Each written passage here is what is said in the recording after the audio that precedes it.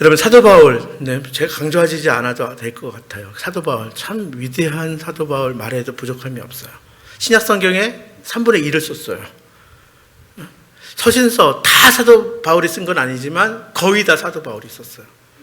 사도 바울을 우리가 별명으로 이방인의 사도다 이렇게 이야기해요. 초대교회 사실은 거의 리더격은 베드로예요. 사실은. 그래서 카톨릭에서는 베드로를 교황 일대로 이렇게 그냥 이렇게 하는 거예요. 그냥 사실은 뭐 처음부터 뭐 교황이 어디 있어요, 사실은. 그래서 교회 카톨릭, 그러니까 교회, 그렇죠? 그 교회의 수장, 그 당시에 초대교회의 가장 리더가 베드로인데, 이 사울은 사실은 예수님의 12제자 가운데 아닌데도 불구하고 하나님의 특별한 섭리 가운데 예수님을 만났잖아요. 부활하신 예수님을 만났잖아요. 그리고 나서 이제 사도로 부름받아요. 근데요, 사도 바울은 참 사람들이 넌 사도야 이거보다도 본인의 정체성을 너무 잘 알았어요. 자기의 사도됨을 너무나 잘 알았어요. 여러분, 그리스도인들은 자신의 정체성을 잘 알아야 돼요. 내가 누구인지를 알아야 돼요. 내가 누구인지를 알아야 막 살지 않습니다. 어영부영 살지 않습니다.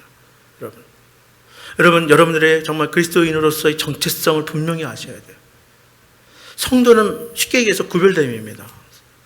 세상을 배척하자는 이야기가 아닙니다. 여러분, 하나님도 분명히 세상을 이처럼 사랑하라고 하셨어요. 세상을 사랑했기 때문에 예수 그리스도를 이 땅에 보내주셨고, 세상을 사랑하셨기 때문에, 우리를 사랑하셨기 때문에 예수님께서 하나님이시면서 불구하고 십자가에서 죽으셨어요. 세상을 사랑합니다. 그러나 세상은 하나님과 대적한 세상도 있어요. 세상에 두 가지 개념이 있는데요. 지금 성경부 시간이 아니니까. 하나님과 원수된 세상, 대적한 세상. 세상의 개념은 크게 두 가지예요. 하나님이 그토록 사랑하시는 세상. 그러나 뭐예요? 하나님과 원수된 세상, 대적한. 여러분, 세상의 가치를 따라갈 사람들이 아니에요. 어영부영 쫓아가면서 살아가는 사람들이 아니라는 거예요. 성도는 그런 사람들이에요. 구별된 사람들이에요. 여러분, 내가 예수님을 믿는다는 것, 내가 성도 되었다는 것, 그리스도인 되었다는 것, 교회 공동체를 이루고 있다는 것은 뭐냐면 단연하게 내가 구별됨이에요. 그래서 나랑 상관없이 사는 것이 아니라 예수님의 성육신한 것처럼, 하나님의 인간의 몸으로 오신 것처럼 그렇게 세상 속에서 살라는 것을 의미하는 거예요. 여러분, 그래서 사도 바울이 이렇게 위대한 사람인데, 사도 바울을요, 한마디로 정의해보면 저는요, 감사와 기도의 사람이에요. 그의 서신서를 보면요, 강조하는 게 뭐냐면 감사, 기도예요. 그래서 사도 바울은 수시로 감사하라, 기도하라, 그렇죠? 여러분 잘 알잖아요. 범사에 감사하라, 쉬지 말고 기도하라. 누가 얘기했어요? 사도 바울이 이야기했어요. 그래서 사도 바울이 회심한 모습을 하나님이 딱 보니까, 사도행전 9장 11절에 보니까 이렇게 사도 바울이 예수님 만나고 이제 회심한 그 사도 바울을 이렇게 사도행전은 기록을 해요. 9장 11절 제가 읽어드릴게요. 주께서 이르시되 일어나 집 가라 하는 거리로 가서 유다의 집에서 5사람 사울이라 하는 사람을, 여기 사울은 바울로 이름 바꾸기 전이 사울이잖아요. 그렇죠? 사울이라 하는 사람을 찾으라. 그가 기도하는 중이라. 그가 뭐하고 있었다고요? 사울이 주님 만나고 회심하고 나서 바울은요, 가장 먼저 한 일이 뭐냐면 기도하는 거예요. 그가 지금 기도하는 중이래요. 여러분, 하나님 백성들의 특징 중, 성경을 보면요, 하나님 백성의 특징 중 여러 가지가 있는데 가장 대표적인 게 뭐냐면 밤낮 부르짖는 백성이라는 거예요. 애굽에서 노예 생활을 할 때에 430년 동안, 430년 상상이 갑니까? 4세대예요. 그들이 부르짖었어요. 그 부르짖는 소리를 들으셨다 그랬어요. 하나님께서 그들을 선택하고 부르셔서 하나님 백성 삼아주신 거예요. 하나님 백성들의 특징은 부르짖는 백성이에요. 운명론자 아니에요. 살다 보니까 어쩔 수 없어. 아니, 세상에 분명히 문제가 있는데 제가 보면요, 분명 기도하셔야 돼요. 근데 기도를 안 해요. 부르짖어야 돼요. 근데 기도를 안 해요. 여러분, 하나님 백성들은요, 세상 사람들하고 달라요. 부르짖는 백성이에요. 그래서 성도가 예수님을 믿자마자 나타나는 가장 큰 특징 중에 하나가 뭐냐면 기도의 능력이에요. 너무 신기한데요, 제가요, 그래도 모태신앙이고요, 아직 젊지만 신앙의 1세대들, 그러니까 커서 성인이 돼가지고 이렇게 저렇게 예수 믿고 특별한 은혜로 이런 사람들의 특징이 있는데 뭐냐면 배운 대로 기도해요. 아시겠어요? 배운 대로 기도하는데 근데 막 기도의 능력이 나타난 거예요. 왜냐하면 순수하거든요. 근데 신앙이 지나가면서 뭐냐면 신앙인이 아니라 종교인이 되는 거야. 마음이 딱딱해져요. 화석화돼요. 여러분, 지금 여러분의 삶에 능력이 안 나타나요? 신앙생활 하는데 별로 기쁨이 없어요? 감사가 없어요? 분명히 뭔가 잘못됐어요. 그럼 먼저 기억하세요. 내가 지금 부르짖어 기도하고 있는 거예요. 나에게 지금 기도의 능력이 나타나고 있는 거예요. 여러분, 우리 주변에 많은 사람들이 있습니다. 또 많은 교회들이 있습니다. 자, 그런데 보세요. 모든 운동의 기초가, 가만히 보니까 국가대표들 딱 뽑히면요, 종목이 여러 가지가 있어요. 그런데 모든 종목의 가장 기본이 되는 게 뭐예요? 기초 체력이에요. 저희 운동선수 둘을 둔 엄마가 끄떡끄떡 하잖아요, 우리 권사님이. 기초 체력이에요, 기초 체력. 여러분, 모든 운동의, 모든 종목의 가장 중요한 것은 기초 체력인가 마찬가지로 기도 없는 하나님의 일은 오래 가지 못해요. 내 열심 절대 오래 가지 못합니다. 우리가요, 열심 낼 수 있어요. 다짐할 수 있어요. 근데 끝까지 못 가요. 기도 없으면. 기도 없는 제대로 된 신앙생활 본 일이 없어요. 진정으로 능력의 사역이 되기 위해서는 기도라는 능력을 받아야 하는 거예요. 복음을 증거하는 사역자들은 뭐예요? 말씀의 씨앗을 뿌립니다. 근데 씨앗을 뿌린다고 다 뿌리 내리고 다 자라고 다 열매 맺는 것이 아니라 뿌리고 나면 뭐예요? 물 줘야 되잖아요. 그래서 제가 한번 보니까 물 주는 게 뭐냐면 기도예요. 저 같은 사람도 사실은 이렇게 말씀을 전하면 아, 은혜 받았어요. 제가 좋아할 게 아니라니까요. 저는요, 설교 끝나고 저기서 은혜 받았어요 하면요, 저는 막 숨고 싶을 때가 있어요. 여러분한테 칭찬 들으면 제가 하나님 앞에 칭찬 받을 게 없거든요. 근데 더 중요한 것은 뭐냐, 그게 중요한 게 아니라 제가 지금 말씀을 뿌리는데 제가 뿌리고 끝나면 안 돼요. 제가 물 주는 일을 해야 되는데 그게 뭐냐면 기도예요. 기도가 물 주는 일이에요. 여러분 마찬가지예요. 여러분 가정을 향해서, 자녀손들을 향해서 여러분 물 주는 일이, 여러분 내가 자녀들 낳고 이만큼 내가 성장시키고 교육시키고 나 끝! 아니라니까 물 줘야 돼요. 계속. 뭐요? 기도가 물 주는 일이에요. 끊임없는 기도만이 뿌려진 말씀으로 살아갈 수 있게 되는 거예요. 말씀의 열매를 맺을 수 있게 되는 거예요. 자, 그래서 사도들의 사역을 가만 보면요, 사도행전이랑 서신서를 보면 사도들의 사역을 가만 보면 두 가지예요. 기도하는 것과 말씀 전하는 것. 초대교회가 딱 시작되고 나서 시작되자마자 뭐냐면 교회 안에, 그쵸, 이것저것 하다 보니까 말썽이 생겼어요. 원래 교회 그런 거예요. 초대교회도 그랬다고요. 저는요, 초대교회를 이렇게 보면요, 뭐 제가 사역을 하면서 크고 작고 어려운 일이 있으면 제가 사실은 그렇게, 아이씨, 초대교회도 그랬는데 이렇게. 누가 저를 배신하면요, 저는요, 예수님을 봐요. 아이씨, 가론 여자도 있는데. 예수님도 제가 가운데 가론 여자가 배신했잖아요. 자, 그런데 제가 그 얘기 하려고 하는 게 아니라 초대교회의 사역자들이 사역하는 것을 보면 기도와 말씀 전하는 것이 전무했다 그랬어요. 이것저것 하다 보니까 이게 말썽이 나요. 그래서 집사를 세워서 집사들이 여러 가지 구제하는 일이나 봉사하는 일이나 하고, 사도들은 말씀과 기도하는 일에 전무하였다. 그러니까 중요한 것은 뭐냐면 기도와 말씀이 항상 같이 간다는 거예요. 마틴 루터는요, 이런 말을 했어요. 종교개혁자 마틴 루터는 설교자를 만드는 것은 기도와 연구와 고난이다. 아주 의미 있는 말이에요. 그래요. 목사를 만드는 세 가지가 있는데, 기도가 목사 만들고요, 말씀 연구가 목사 만들고요, 그리고 고난이 목사를 만들어요. 여러분, 목사만 그렇겠습니까? 성도도 마찬가지예요. 우리 성도들이 능력 있는 성도가 되기 위해서는 기도, 또 연구, 말씀, 또 하나 고난을 통해서 깊어질 수 있어요. 여러분, 기도가 목사를 만듭니다. 제가 기도하고요, 또 어떻게 하셔야 돼요? 여러분들이 중보기도 해주셔야 돼요. 기도가 성도를 만듭니다. 여러분 기도하셔야 돼요. 저는 기도해요. 그리고 오직 말씀이에요.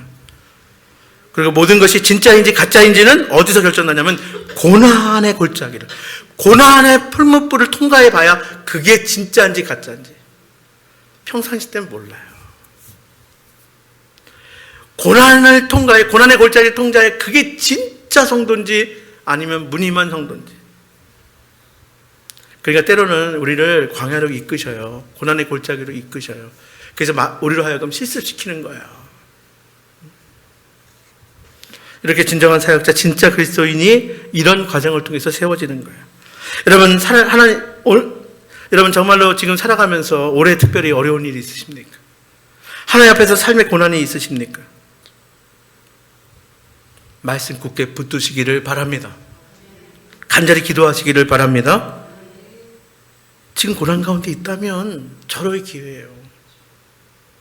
지금 고난을 통과하고 있다면 지금 말씀 붙들고 지금 간절히 기도하면 그럼 진짜 되는 거예요.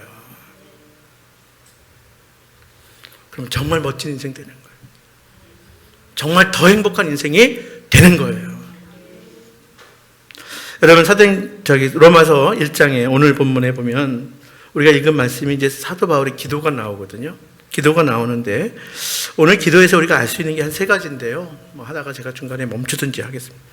첫 번째 사도 바울의 기도는요, 감사로부터 시작하는, 감사의 사람, 기도의 사람. 그런데요, 이게 희한하게 감사부터 먼저 나가요. 이거 굉장히 중요한 말씀입니다. 기도 전에 먼저 감사가 나가요. 사도 바울이 기도하는 방식과 태도가 너무 중요한데요. 우리 10절의 말씀 한번 볼까요? 본문의 10절. 자, 함께 읽겠습니다. 시작. 어떻게 하든지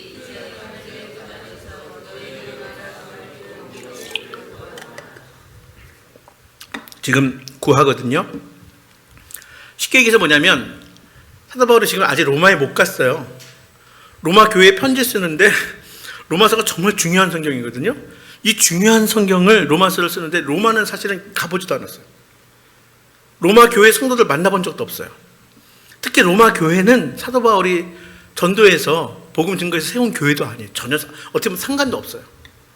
근데 지금 보니까 어떻게 해서든 내가 가기를 강구하고 있어요. 로마를 가고 싶어 해요.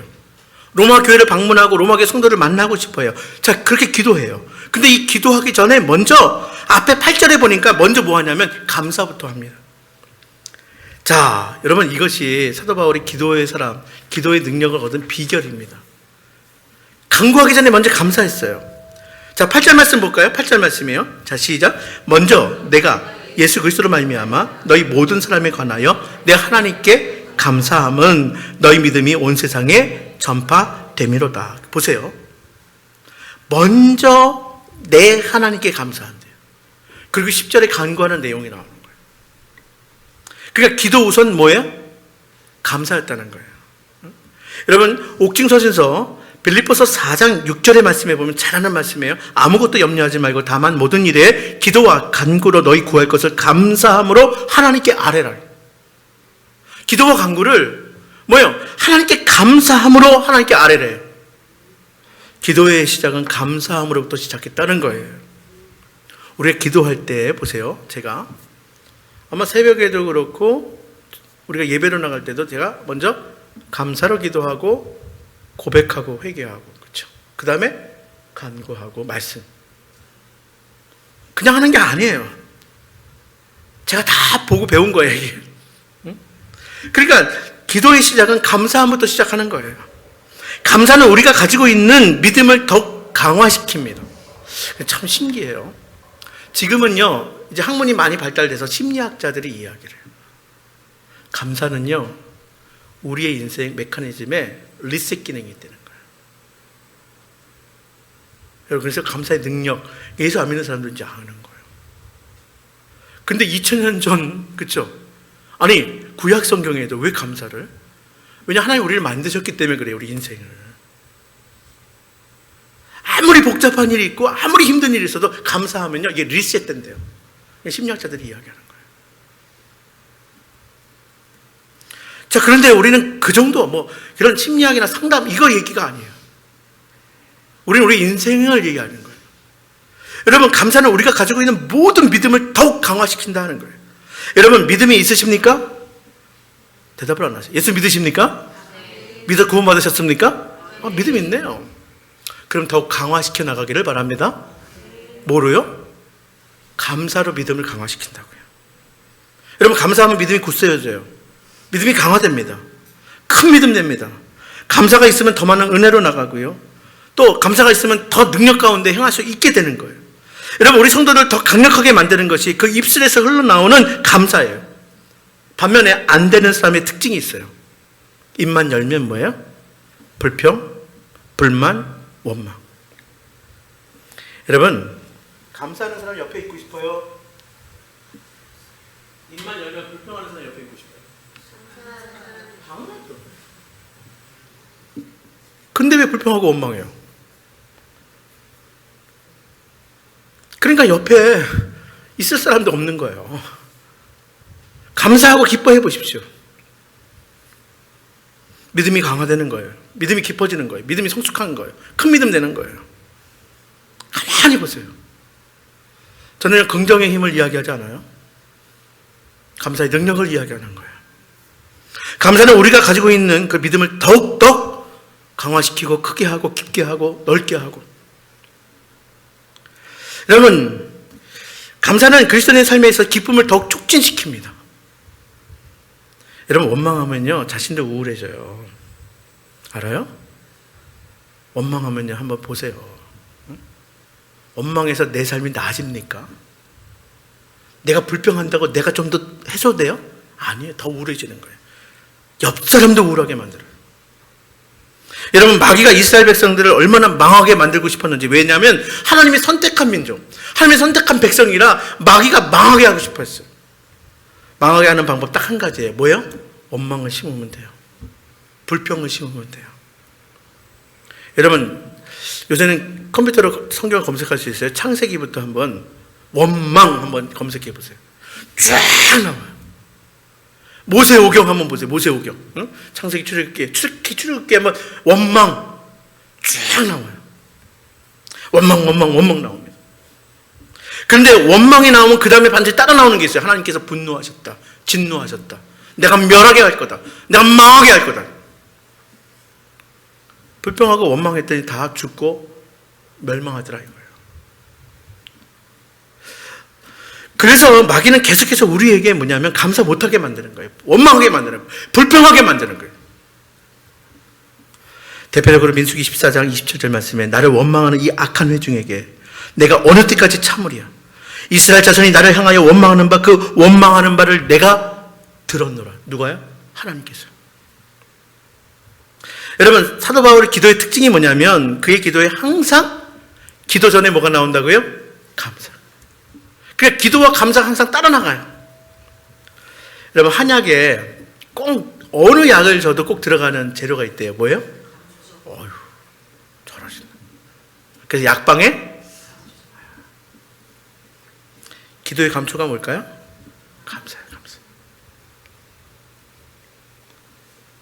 내가 어떤 기도를 하든 그래서 감사가 꼭 들어가야 돼. 감초같이 들어가야 돼. 감사가 빠진 곳에는 사실은 하나도 없는 거나 마찬가지. 모든 것에 다 감사. 여러분, 기도로 시작하는 것에 감사가 들어가야 함을 기억하시기를 바랍니다. 기도로 감사를 시작하십시오. 여러분, 그렇습니다. 항상 기도로 감사로 기도할 수 있는 여러분 되시기를 바랍니다. 예, 사도 바울의 기도의 두 번째 여기까지 하고 마칠게요. 여러분, 사도 바울의 기도에는 가까이 하시는 하나님을 느낄 수 있어요. 어떤 하나님이요? 가까이 하시는 하나님. 자, 8절을 한번 다시 봐요. 8절을 다시 보면요. 먼저 내가 예수 그리스도로 말미암아 너희 모든 사람에 관하여 내 하나님께 감사함을. 여기 누구 하나님께? 너의 하나님이 아니에요. 하늘 멀리 계신 하나님이 아니라 내 하나님, 내 하나님. 나의 하나님, 나의 하나님. 자, 이런 표현을 써요. 내 하나님, 나의 하나님. 여러분, 어떻게 생각하세요? 저는 모태신앙이라 이런 것도 좀 있었어요. 하나님 절대적. 하나님 저 위에 계신 분. 하나님 엄청나신 분. 나하고는 좀 먼 것 같이 느껴졌어요. 그런데 어느 순간에 딱 보니까 아니더라고. 내 곁에 계신 분, 내 안에 계신 분, 나와 동행하시는 분, 내 하나님, 나의 하나님. 내 옆에 계시고 내 기도를 직접 들으시고 내가 할 때마다 야, 너는 이렇게 해, 저렇게 해, 이렇게 일러주시고 내가 이야기하면 대답해 주시고 교제해 주시고 나랑 이야기해 주시는 내 하나님. 내가 힘들 때 내가 하나님 지금 나를 품고 계시는구나, 내가 느낄 수 있게 해주시는 하나님. 수술실 들어가면 추워요. 싹 벗고 들어가거든요. 거기는 마트보다 더 추워요. 제가 어떻게 하냐고요? 많이 들어가 봐서 알아요. 정말 추워요. 근데 거기서도 하나님이 저를 안고 계셔요. 걱정하지 말래요. 염려하지 말래요. 여러분, 과거 한국교회는 지금도 그런 것 같아요. 너무 근엄한 하나님, 멀리 계신 하나님, 높은 곳에 계신 하나님, 마치 가까이 있기 힘든 하나님. 근데 사도 바울이 생각하는 하나님은 나의 하나님이에요. 내 하나님이에요. 내 옆에 계신 하나님, 나를 위로하시는 하나님, 나를 인도하시는 하나님이라는 거예요. 이 옆에 계신 하나님을 느끼고 있어요. 자, 그래서 9절 말씀에 뭐라고 나오냐면, 9절 말씀에 우리 함께 읽어볼까요? 9절 말씀 시작. 내가 그의 아들의 복음 안에서 내 심령으로 섬기는 하나님. 여기 내 심령으로 섬기는. 자, 좀 단어가요. 좀 여러분 어떻게 느끼는지 모르겠는데, 내 심령으로 섬기는, 이거는 뭐냐면 결국 내 마음으로 사랑하는 하나님. 어떠세요? 자, 이런 표현을 누구한테 쓰는 거예요? 가까운 사람한테 쓰는 거예요. 내 마음으로 사모하는, 내 마음으로 사랑하는, 연인에게 쓰는 마치 연애편지처럼. 그렇죠? 자, 이렇게 가까이 계신 하나님을 느끼게 하는 왜 사도 바울이 이렇게 가까이 계신 하나님 이렇게 느껴서 내 마음으로 사랑하는, 내 마음으로 사모하는 하나님, 내 하나님, 왜 이렇게 표현할 수 있었을까요? 왜 이렇게 느낄 수 있었을까요? 사도 바울은 십자가의 그 사랑과 보혈을, 은혜를 경험했기 때문에 그래요. 여러분, 십자가의 사랑과 보혈의 은혜를 경험하는 것, 여러분 결국 복음이에요. 너한테 들은 얘기가 아니라, 교리가 아니라, 여러분 그렇습니다. 그 사랑과 그 은혜를 경험했기 때문에 내 하나님, 나의 하나님, 내 마음으로 사랑하는 하나님. 여러분, 그래서 여러분, 십자가의 그 사랑, 보혈의 귀한 은혜, 복음이 그래서 중요한 거예요. 그 십자가 사랑과 보혈의 은혜를 여러분 깨닫고 경험할 수 있게 되기를 간절히 바랍니다. 여러분, 우리가 믿는 하나님, 내가 믿는 하나님은 사랑의 하나님, 용서의 하나님, 그리고 우리를 구원하신 그 하나님은 우리를 살리시기 위해서 아낌없이 독생자를 내어주신 그 하나님이세요. 여러분, 가까이 계시는 하나님을 경험하고 느낄 수 있게 되기를 바랍니다. 그래서 우리가 하나님에 대한 신뢰로 서로 의지하고 하나님을 의지하며 나가면 승리할 수 있게 되는 것입니다. 사도 바울이 많은 고난 가운데에 승리할 수 있었던 이유가 뭐예요? 가까이 계시는 하나님을 날마다 경험하면서 고백하면서 살았기 때문에 그래요. 자, 오늘 이 시간에도 우리가 감사로 예배할 때에 말씀으로, 성찬으로 우리 가까이 계신, 내가 그의 몸을 먹고 그의 피를 마심으로 내 몸속에 모시잖아요. 내 마음으로 사랑하는 그 하나님, 그 십자가의 사랑과 보혈의 은혜를 다시 한번 확인시켜 주시고 내가 맛보아 알게 되잖아요. 그래서 우리가 이 땅을 살아가는 동안에 사단이 우리를 흔들어도, 어떤 환난과 역경이 온다 하더라도 여러분 흔들리지 말고 지지 말고 승리할 수 있게 되기를 바랍니다. 여러분, 오늘도 우리의 마음 가운데, 우리 기도 가운데 함께 하시고 우리 문제를 해결해 주시는 가까이 계시는 하나님을 모시고 사는 하나님의 백성들 다 될 수 있기를 바랍니다. 그래서 우리가 올해 이 상반기 감사절을 보내고요, 이제 가을에 추수감사를 할 때 더 큰 감격으로, 더 큰 감사로, 그렇죠? 나와 함께 하셨어, 내 하나님, 내가 느끼고 더 감격함으로 나가서 감사하는 그런 성도들 다 될 수 있기를 바랍니다.